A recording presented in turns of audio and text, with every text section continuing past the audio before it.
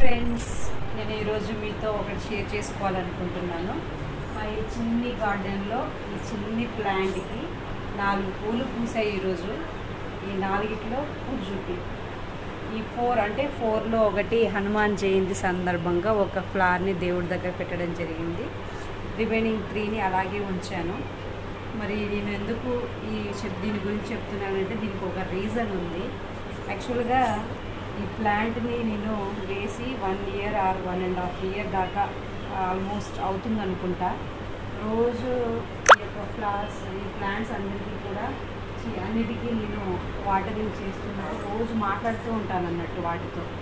రోజు వాటర్ పోస్తున్నాను కదా, ఒక్క రోజైనా పూలు పూయచ్చు కదా అని నాలో నేను అనుకుంటూ ఉంటాను. సో యాక్చువల్గా దీన్ని నేను షో ప్లాంట్ అనుకున్నాను. దీనికి పూలు పూస్తాయని కూడా నాకు తెలియదు. ఏదో అట్లా షో ప్లాంట్ బాగుంటుంది అన్నట్టుగా వేశాను. సో రోజు వేస్తూ ఉంటాను, అలాగే అనుకుంటూ ఉంటాను పూలు పూస్తే బాగుండు కదా అని. కానీ చాలా డేస్ తర్వాత ఒకేసారి 4 పూలు పూయడం చాలా వండర్గా అనిపించింది.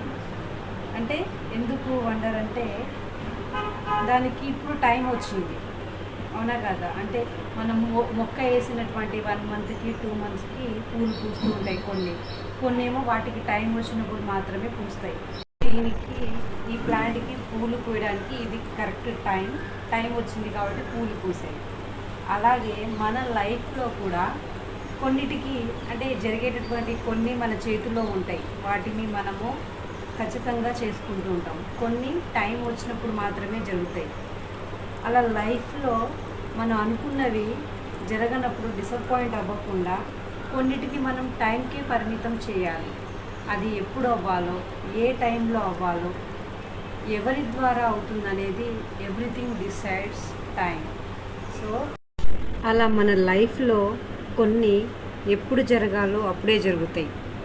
అంటే మన ప్రయత్నం మనం చేసుకుంటూ వెళ్ళాలి. ఏ టైంలో ఎవరి ద్వారా ఎలా జరగాలో అనేది ప్రతిదీ కూడా టైమే డిసైడ్ చేస్తుంది కదా. కాబట్టి మనం ఎన్నెన్నో అనుకుంటాం, అరే నా లైఫ్లో ఇది జరగట్లేదు, అది జరగట్లేదు, ఇలా అవుతుంది ఏంటి, అలా అవుతుంది ఏంటి, అన్నీ నాకే ప్రాబ్లమ్స్ వస్తూ ఉంటాయని ప్రతి క్షణం అనుకుంటూ ఉంటాం. కానీ కొన్ని మన ఆలోచన ప్రకారం జరుగుతూ ఉంటాయి.